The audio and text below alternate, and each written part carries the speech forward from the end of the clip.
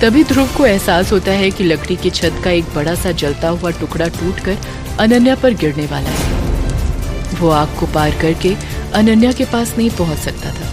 वो जोर से चिल्लाया, अनन्या बचो, अनन्या, अनन्या।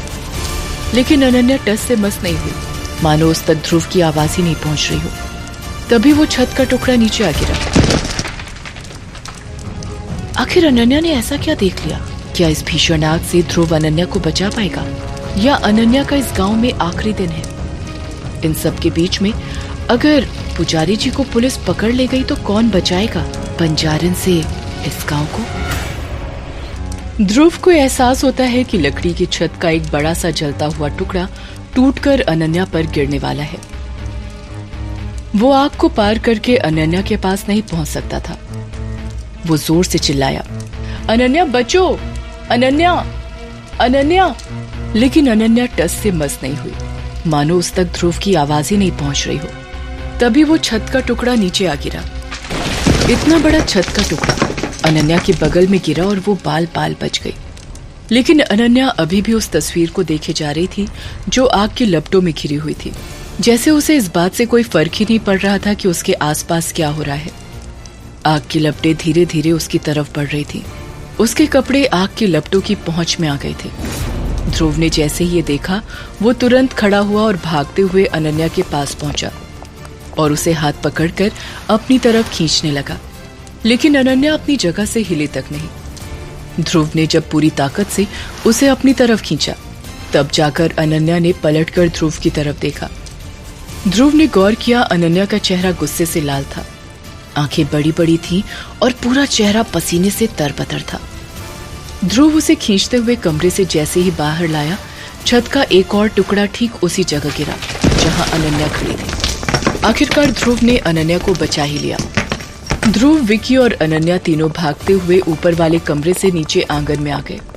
ध्रुव ने तुरंत अनन्या के हाथ में जहां से खून बह रहा था वहां एक पट्टी बांधी और अनन्या को नीचे बैठाया। तब तक गांव के कुछ लोग भी आ चुके थे और सबने मिलकर आग पर काबू पा लिया। ध्रुव ने अनन्या को पानी पिलाया और उसके करीब बैठकर उसके हाथ को अपने हाथ से पकड़कर उससे पूछा, अनन्या, ये सब क्या था? अगर तुम्हें कुछ हो जाता तो मेरा क्या होता? और तुम वहां ऊपर वाले कमरे में क्या कर रही थी? और ये आग कैसे लगी? अनन्या को समझ नहीं आ रहा था कि वो क्या जवाब दे। उसने बस ध्रुव की तरफ देखा और कुछ बोल नहीं पाई।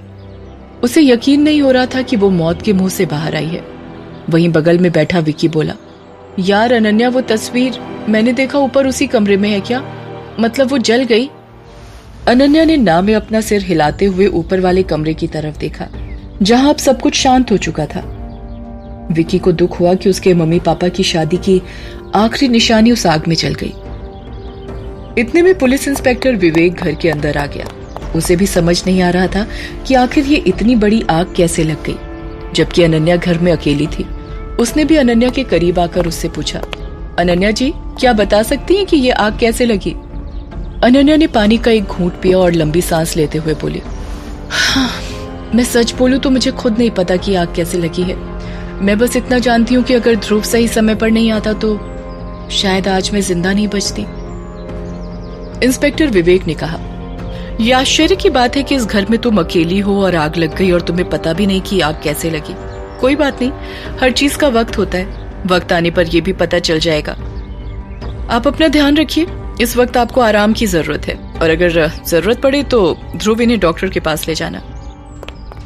तभी सुमेर भागते हुए अंदर आ गया और उसने अनन्या से पूछा, अनन्या तुम ठीक तो हो? अनन्या ने हाँ में सर हिलाया। सुमेर ने देखा अनन्या को आराम की जरूरत है, इसलिए उसने पुलिस और सबसे घर से बाहर जाने के लिए कहा और थोड़ी ही देर में गांव के लोग जो आग बुझा रहे थे और पुलिस इंस्पेक्टर विवेक और मक्का सब विक्की के घर के बाहर आ गए, जहां पुजारी जी गांव वालों के साथ खड़े थे। सबके बाहर आते ही पुजारी जी ने पूछा, क्या हुआ, सब ठीक तो है ना? सुमेर ने सबसे कहा, हाँ सब कुछ ठीक है, अनन्या भी सुरक्षित है। तभी गांव वालों में से किसी की आवाज आई, जैसी करनी वैसी भरनी। इन लोगों की वजह से बिंदिया की मौत हुई है, तो अगर इन्हें कुछ हो भी जाए तो हैरानी की बात नहीं है। ये सुनते ही गांव वाले आपस में बातें करने लगे। तब इंस्पेक्टर विवेक जोर से बोला, शांत हो जाइए, अब सब ठीक है। फिर इंस्पेक्टर विवेक पुजारी जी की तरफ देखते हुए बोला, पुजारी जी, अब हम जिस काम के लिए आए थे वो तो कर लें। तो बताइए, आप उस रात कुएं पर क्या करने गए थे? इंस्पेक्टर विवेक की घूरती नजरों के जवाब में पुजारी ने बौखलाहट के साथ कहा, देखिए इंस्पेक्टर, आप जैसा सोच रहे हैं वैसा बिल्कुल भी नहीं है। इस नादान शहरी बाबू ने गलत समय पर सही बात कहकर आपको जानकारी तो अच्छी दी है, लेकिन आपको नहीं लगता इन लोगों से भी पूछना चाहिए कि ये लोग उस रात कुएं पर क्या कर रहे थे? क्योंकि इन्होंने मुझे देखा है, इसका मतलब ये भी वहां पर गए होंगे। पुजारी जी की ये बात सुनकर इंस्पेक्टर विवेक ने मक्का को ध्रुव और विक्की को घर के बाहर बुलाने के लिए कहा। मक्का थोड़ी ही देर में दोनों को बुलाकर ले आया। तब इंस्पेक्टर विवेक ने मुस्कुराते हुए ध्रुव की तरफ देखते हुए कहा, ध्रुव, अगर तुमने पुजारी जी को कुएं पर जाते हुए देखा तो सवाल तो तुम पर भी होता है। बताओ, तुम उस रात को ही कुएं पर क्या कर रहे थे? ध्रुव ने बौखलाहट के साथ जवाब दिया, देखिए, मैंने पहले ही गांव वालों को बताया था कि उस रात में जुल्मी और विक्की तीनों दवा लेने के लिए गए थे क्योंकि अनन्या की तबीयत खराब थी। इंस्पेक्टर विवेक ने फिर मुस्कुराते हुए एक एक करके विक्की, जुल्मी और छलावा की तरफ देखा। तभी छलावा ने जल्दबाजी में ध्रुव की बात में हामी भरते हुए कहा, हाँ, ये तीनों लोग मेरे घर पर आए हुए थे और मेरे घर का रास्ता उस कुएं के पास से होकर जाता है, इसलिए ये उस तरफ गए थे। तभी विक्की ने कहा, अगर आपको यकीन नहीं है तो आप अनन्या से पूछ सकते हैं। इंस्पेक्टर विवेक ने कहा, अनन्या को इस वक्त आराम की जरूरत है। कहते हुए उसने गर्दन पुजारी जी की तरफ घुमाई तो पुजारी जी गंभीर आवाज में बोले, इंस्पेक्टर साहब, आप मेरी बात पर यकीन नहीं करेंगे, लेकिन मैं उस रात भी इस गांव की भलाई के लिए ही उस कुएं की तरफ गया था। लेकिन मैं उस कुएं पर नहीं बल्कि उस रास्ते से होकर वशीकरण वाले खंडहर पर गया था। और मैं कोई कातिल नहीं हूँ, कातिल तो वो बंजारन है, और इस बात को गांव के सरपंच सुमेर के साथ साथ सारा गांव जानता है। इंस्पेक्टर विवेक ने एक लंबी सांस ली और कुछ सोचते हुए शांति से बोला, पुजारी जी, मैंने ये कब कहा कि आप कातिल हैं? आप कातिल हैं या नहीं, इस बात का फैसला अदालत और कानून करेगा। वैसे सुमेर बाबू, इन सबूतों को देखते हुए क्या लग रहा है? क्या अभी भी आप यही कहना चाहेंगे ये सब बंजारन का किया धरा है? एक पल के लिए सुमेर भी सोच में पड़ गया कि वो क्या जवाब दे। उसने पुजारी जी की तरफ देखा और फिर बोला, देखिए इंस्पेक्टर, पुजारी जी सही कह रहे हैं, वो कुएं पर नहीं बल्कि वशीकरण वाले खंडहर। सुमेर की बात पूरी करने से पहले ही इंस्पेक्टर विवेक ने उसकी बात काटते हुए पूछा, सुमेर बाबू, मैंने आपसे ये नहीं पूछा कि पुजारी जी कातिल हैं या नहीं, या उस रात कहाँ गए थे। मैंने आपसे पूछा कि इन सबूतों को देखकर आपको क्या लगता है, बंजारन और आत्मा या डायन जैसी कोई चीज उस दुनिया में है जो ये सब कर रही है? सिर्फ हाँ या ना में जवाब दीजिए। सुमेर ने इंस्पेक्टर विवेक को देखते हुए कहा, नहीं, अगर सिर्फ सबूतों को देखे तो नहीं कहा जा सकता कि ये काम बंजारन का है। लेकिन इंस्पेक्टर विवेक ने सुमेर की बात पकड़ते हुए तुरंत कहा, लेकिन ये काम पुजारी जी का नहीं है, यही कहना चाहते हैं ना आप? तो चिंता मत करिए, हम कानून के रक्षक हैं और पुजारी जी को अपनी बात साबित करने का पूरा मौका दिया जाएगा। लेकिन अब आगे की पूछताछ के लिए हमें पुजारी जी को पुलिस थाने लेकर जाना पड़ेगा। कहते हुए इंस्पेक्टर विवेक ने मक्का और मूर्ति को इशारे से अपने पास बुलाया। इंस्पेक्टर विवेक के मुंह से पुजारी जी को गिरफ्तार करने की बात सुनकर सारे गांव वाले हैरान हो गए। यहाँ तक कि सुमेर को भी अंदाजा नहीं था कि इंस्पेक्टर विवेक ऐसा कुछ करने वाला है। गांव के सब लोग आपस में बातचीत करने लगे और सब घूरते हुए ध्रुव और विकी को देखने लगे।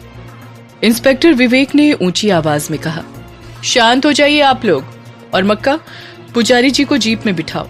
इंस्पेक्टर की इस बात को सुनकर गांव वाले तुरंत पुजारी जी के चारों तरफ घेरा बनाकर खड़े हो गए और उनमें से किसी ने कहा, इंस्पेक्टर साहब, अगर आपने पुजारी जी को हाथ भी लगाया तो याद रखिएगा, ये गांव जब बंजारन जैसी शक्तिशाली ताकत से अपनी रक्षा कर सकती है तो फिर आप जैसे पुलिस वाले क्या चीज है। उसी वक्त मनवा और महादेव भी सामने आ गए और ऊंची आवाज में बोले, हाँ इंस्पेक्टर साहब, अगर पुजारी जी पुलिस थाने जाएंगे तो हम सब भी जाएंगे, हम सबको भी लेकर चलिए। पुजारी जी को पुलिस थाने ले जाने की बात सुनकर गांव का माहौल अचानक से बिगड़ने लगा। इंस्पेक्टर विवेक ने देखा कुछ गांव वालों के हाथ में डंडा था और कुछ लोग खाली हाथ ही थे, लेकिन सब चारों तरफ से घेर रहे थे। ये सब देखकर ध्रुव और विकी भी थोड़ा घबरा गए और वो लोग इंस्पेक्टर विवेक के करीब आ गए। इंस्पेक्टर विवेक को समझ में आ गया था कि इन गांव वालों के रहते हुए वो पुजारी जी को इतनी आसानी से तो नहीं ले जा पाएगा। उसने एक बार फिर से हिम्मत करके ऊंची आवाज में कहा, शांत हो जाइए सब लोग, और कोई भी हमारे करीब आने की कोशिश नहीं करेगा। आप लोग पुलिस के काम में दखलंदाजी कर रहे हैं और आप लोग भूल रहे हैं कि हम यहाँ पर आपकी मदद के लिए हैं, ताकि आगे बिंदिया जैसे किसी और मासूम की हत्या ना हो। लेकिन जैसे इंस्पेक्टर विवेक के इस बात का किसी पर कोई असर ही नहीं हुआ और पीछे से आवाज आई, रहने दो इंस्पेक्टर साहब, जब आज से 25 साल पहले उस बंजारन ने इस गांव के कई लोगों को मारा, तब कहाँ थी पुलिस? और आज जब वही मुसीबत हम पर फिर से आई है और पुजारी जी हमारी मदद कर रहे हैं, तो आप बंजारन से बचाने की वजह पुजारी जी को ही पुलिस थाने ले जा रहे हैं। ये कौन सा न्याय हुआ? अन्याय है ये, अन्याय। इसके साथ ही गांव वाले एक साथ बोलने लगे, हाँ ये अन्याय है, अन्याय है। इंस्पेक्टर विवेक को समझ में आ गया था कि अब मामला उसके हाथ से निकल चुका है, इसलिए उसने आस भरी नजरों से सुमेर की तरफ देखा। सुमेर समझ गया कि अब उसे बीच में बोलना ही पड़ेगा। सुमेर ऊंची आवाज में बोला, सुनिए, अगर ये सबूत हमारे पुजारी जी के खिलाफ हैं तो कोई बात नहीं, इससे ये साबित नहीं होता है कि वो कातिल हैं। आज परिस्थितियां हमारे खिलाफ जरूर हैं, लेकिन मैं आपके साथ खड़ा हूं और आपसे निवेदन है कि पुलिस को अपना काम करने दें, बाकी आप और हम मिलकर सब देख लेंगे। सुमेर के ऐसा कहते ही गांव वाले थोड़े शांत हो गए और जो लोग इंस्पेक्टर विवेक को चारों तरफ से घेरते हुए करीब आ रहे थे वो अब रुक गए। तब सुमेर ने कहा, इंस्पेक्टर साहब, आप अपना काम करिए, लेकिन आप एक बात ध्यान रखिएगा, परिस्थितियां जैसी आज हैं वैसी कल नहीं रहेंगी और हम ये साबित कर देंगे कि पुजारी जी का बिंदिया के कत्ल से कोई लेना देना नहीं है, वो बेकसूर हैं।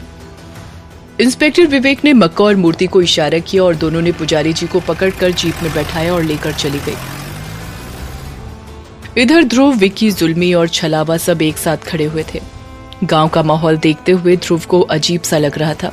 इस वक्त उसने यहाँ से निकलना ही ठीक समझा, क्योंकि उसे समझ में आ गया था कि उसने पुजारी जी के बारे में ऐसा कहकर गलत किया है।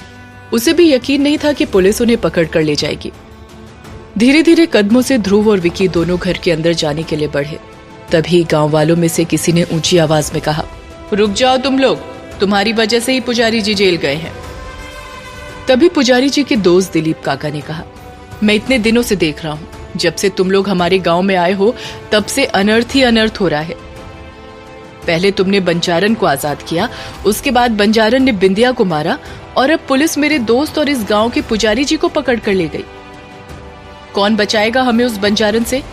इन सब के जिम्मेदार तुम लोग हो। ध्रुव और विक्की दोनों के कदम एकदम से रुक गए और दोनों ने पलट कर देखा। सारे गांव वाले घूर घूर कर दोनों को देख रहे थे। बगल में जुल्मी और छलावा भी खड़े हुए थे। वो दोनों उनकी तरफ देख रहे थे। ऐसा लग रहा था जैसे पूछना चाहते हो, अब क्या करोगे? ध्रुव ने मन में सोचा, अगर मैं अभी चुप रहा इसका मतलब गांव वालों को ये लगेगा कि ये सारे इल्जाम मैंने मान लिए हैं। नहीं, मुझे इनकी बातों का जवाब देना होगा।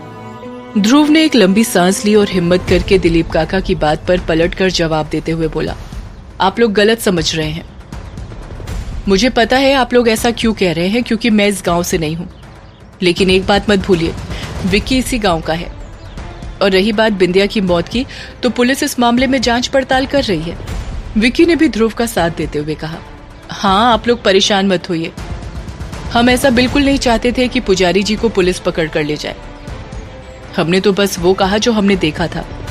मनवा ने आगे आते हुए गुस्से में कहा, लेकिन तुम लोगों ने ये नहीं देखा कि बंजारन ने उस बिंदिया को कितनी बुरी तरह से मारा। और अब उस बंजारन से हमें कौन बचाएगा? दिलीप काका बोले, मैं तो कहता हूँ काश बंजारन अगला शिकार तुम लोगों को बनाए। दिलीप काका की बात सुन गांव के और लोग भी बोलने लगे, हाँ, बंजारन इन्हीं को अपना अगला निशाना बनाए, इन्हीं को मार डाले। तभी किसी ने जोर से कहा, अरे बंजारन का क्या इंतजार करते हो? सुमेर बाबू, आप कहें तो यही इनको सबक सिखा दें। गांव के और लोग भी इसी आवाज से अपनी आवाज मिलाकर जोर जोर से बोलने लगे, हाँ, सबक सिखा दो सबक। ध्रुव और विक्की दोनों ने महसूस किया कि गांव का माहौल और लोग उसके खिलाफ होते जा रहे थे और उन्होंने सोचा भी नहीं था कि वो इतनी बुरी तरह से इस मुसीबत में फंस जाएंगे। ध्रुव ने एक बार फिर से हिम्मत की और जोर से बोला, देखिए, हम लोग विज्ञान पर ज्यादा विश्वास रखते हैं और विज्ञान के अनुसार आत्मा, चुड़ैल, ये सब चीजें नहीं होती हैं। देखिएगा, अंत में कोई ना कोई इस गांव का ही इंसान निकलेगा जिसने बिंदिया को मारा होगा। दिलीप काका ने ध्रुव की बात पर गौर करते हुए कहा, क्या कहा तुमने? इस गांव का ही कोई आदमी निकलेगा जिसने बिंदिया को मारा होगा। इसका मतलब पुलिस की तरह तुम भी ये कहना चाहते हो कि वो आदमी कोई और नहीं, पुजारी जी हैं। दिलीप काका की बात सुनकर विक्की ने ध्रुव के कान में कहा, भाई इस वक्त तू कुछ मत बोल। तेरी हर बात को ये लोग गलत तरीके से ले रहे हैं। हमारे लिए मुसीबतें और बढ़ती जा रही हैं। ध्रुव ने धीरे से जवाब दिया, लेकिन यार ये लोग जिस तरह से हमारे ऊपर चढ़ रहे हैं, ऐसा लग रहा है कहीं हमें मारे ना। विकी ने धीरे से कहा, भाई इस वक्त अगर हमें कोई बचा सकता है तो वो है सुमेर। देखा नहीं उसने पुलिस वालों की कैसे मदद की। गांव के लोग ध्रुव और विकी के एकदम करीब आ गए थे। ध्रुव और विक्की दोनों छलावा और जुल्मी के पास बगल में खड़े हो गए थे। दोनों ने इंस्पेक्टर विवेक की तरह सुमेर की तरफ आशा भरी नजरों से देखा। सुमेर समझ गया था कि अगर उसने अब मामले को नहीं संभाला तो गांव वाले ध्रुव और विकी के साथ कुछ गलत कर सकते हैं। इसलिए वो तुरंत ध्रुव, विकी और गांव वालों के बीच में आकर खड़ा हो गया और उसने ऊंची आवाज में कहा, बस बहुत हो गया। पुजारी जी के ऊपर जो इल्जाम लगाए गए हैं उससे मुझे भी बहुत दुख हुआ है, लेकिन अभी हमें इन शहरी लोगों को सबक सिखाने की जरूरत नहीं है। इनका भी न्याय होगा, लेकिन इस वक्त अगर किसी को सबक सिखाने की जरूरत है तो वो है बंजारन, क्योंकि ये शहरी लोग अब इस गांव से कहीं नहीं जाने वाले हैं। मतलब जब तक हमें बंजारन से छुटकारा नहीं मिल जाता तब तक मैं इन्हें गांव से तो नहीं जाने दूंगा। ये मेरा वादा है आपसे। बंजारन से छुटकारा मिलने के बाद हम मिलकर इनका न्याय करेंगे। सुमेर के पीछे खड़े ध्रुव और विक्की सुमेर की ये बात सुनकर हैरान रह गए। छलावा ने सुमेर से कहा, मालिक आप ये क्या कह रहे हैं? इनका कैसा न्याय होगा? सुमेर ने पलटकर ध्रुव और विक्की की आंखों में देखते हुए कहा, तुम भी जानते हो कि पुजारी जी ने कत्ल नहीं किया है। विक्की ने जवाब में कहा, सुमेर मैं जानता हूं पुजारी जी कातिल नहीं है और हमसे गलती हुई है। हमने जानबूझकर नहीं कहा, वो बस इत्तेफाक से ध्रुव के मुंह से निकल गया कि पुजारी उस रात वहां थे। इसका मतलब ये नहीं था कि वो उन्हें फंसाना चाहता है। ये कहते हुए विक्की ध्रुव की तरफ देखकर उससे बोला, भाई कुछ बोलना, ऐसे चुप क्यों खड़ा है? सुमेर ने गुस्से में कहा, मैं समझता था कि बंजारन को आजाद करना तुम्हारी एक गलती हो सकती है और एक गलती सबकी माफ होती है, लेकिन जो गलती तुमने आज की है वो मेरी नजर में माफी के काबिल नहीं है, ना ही मेरी नजर में और ना ही गांव वालों की नजर में। सुमेर की इस तरह की बातों से विक्की समझ गया था कि अब वो लोग बहुत बड़ी मुसीबत में हैं। तभी ध्रुव, जो कि लगातार सुमेर को देख रहा था, उसने एकदम से ऊंची आवाज में कहा, मैं इस गांव का नहीं हूं तो क्या हुआ, लेकिन मुझे इस गांव और यहाँ के लोगों की चिंता है। अब मैं खुद पुजारी जी को पुलिस से बचा कर लाऊंगा, ये मेरा वादा है आप सबसे। ध्रुव की बात सुनते ही विक्की, छलावा और जुल्मी तीनों हैरानी भरी नजरों से उसकी तरफ देखने लगे। आगे की कहानी जानने के लिए देखिए अगला एपिसोड सिर्फ पॉकेट एफएम के यूट्यूब चैनल पर, और वशीकरण के सारे एपिसोड्स को सुनने के लिए डिस्क्रिप्शन में दी लिंक से डाउनलोड करें पॉकेट एफएम ऐप।